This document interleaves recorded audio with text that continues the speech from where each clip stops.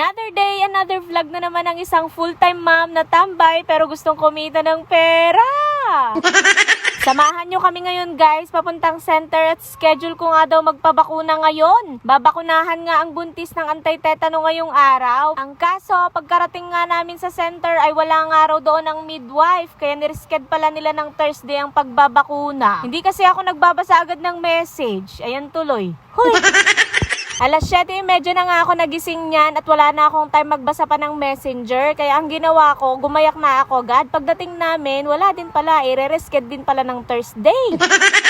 Kaya ang ending, sumama na lang kami kay Mister na magtinda ng saging sa palengke. Martes nga ng mga araw na yan guys, kaya walang biyahe si Mister. Buti na lang, meron siyang mga tanim. Kada Martes kasi ay coding niya, kaya wala kami halos income. Sa pamamasada naman niya guys, tiyambahan lang talaga sa biyahe. Ngayon, isa-isang araw, malinis na ang 300 pesos na may iuwi niya. Dahil nga sa mahal na ang gasolina ngayon, madalang na lang din makakuha ng mga pasahero dahil wala pa nga siyang AFAB sticker. At kailan lang din naman siya nag-start mamasada guys, kaya tiyagaan lang din talaga. Sa mahal nga ng bilihin ngayon, yung 1,000 mo para na lang 100 talaga.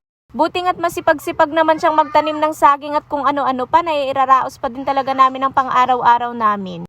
Kaya sa panahon natin ngayon, napakahirap magkasakit. Sisimutin talaga lahat ng tinabi mong pera. O siya, baka mag-iyakan ba tayo sa vlog na to? Hala, hindi. Napaka-OA.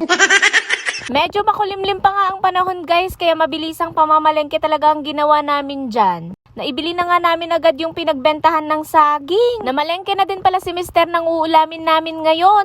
Pero alam nyo guys, sa aming dalawa ni Mister ko, mas magaling pa siyang mamalengke kesa sa akin. Hala, di ako papayag. Ano yan? Buka lang ang ambag? Hala, hindi. Apaka-OA. Kaya sabi ko nga sa kanya, kapag nanganak ulit ako, maghahanap ulit ako ng trabaho para may kasama naman siyang kumita ng pera. Kaya lang, ayaw niya talaga guys. Mag-focus na lang daw ako sa pag-video-video ko. Huy! At ang sabi nga niya, hanggat kaya niya pang kumayod, ipupush niya yan talaga day. At syempre, magdadalawa na nga ang anak namin, wala din naman mag-aalaga sa kanila, kaya magtitiis na muna talaga ang babaeng ito sa bahay.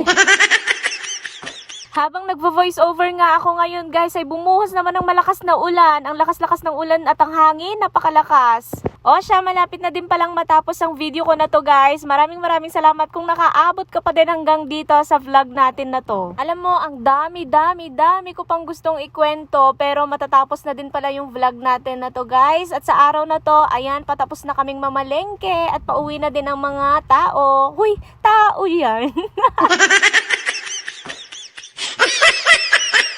O siya, happy lang talaga tayo guys. At syempre, bawal ang ma-stress para hindi tumanda at magka-wrinkles. At eto na nga guys, pauwi na nga din kami. Madami din palang napamili si Mister dyan. Nakabili pa din pala kami ng gatas ni baby. At syempre, ulam namin ngayon hanggang gabihan na namin yan. Nagbabadya na nga din talagang pumatak ang ulan dyan guys. Kaya nagmamadali na ding mag-drive si Mister pauwi sa amin. At syempre, ako naman ay babalik pa on Thursday sa center dahil nireschedule nga yung schedule sa pagbabakuna ng mga anti-tetano para sa mga buntis. O siya, magkita-kita tayo ulit guys ha, sa Thursday. Pagkarating na nga namin sa bahay ay niluto ko na agad itong mga maliliit na galunggong para hindi naman mabilasa. At hanggang gabihan na nga talaga namin to mga guys. Masarap tong pritong galunggong, isawsaw mo sa kamatis at may bagoong. Tapos, yung mga matitira dyan guys ay ilalagay ko na lang or isasawag ko na lang sa gulay. At ayun na nga guys, hanggang dito na lamang ang vlog natin for today. Thank you so much for watching and see you in my next vlog.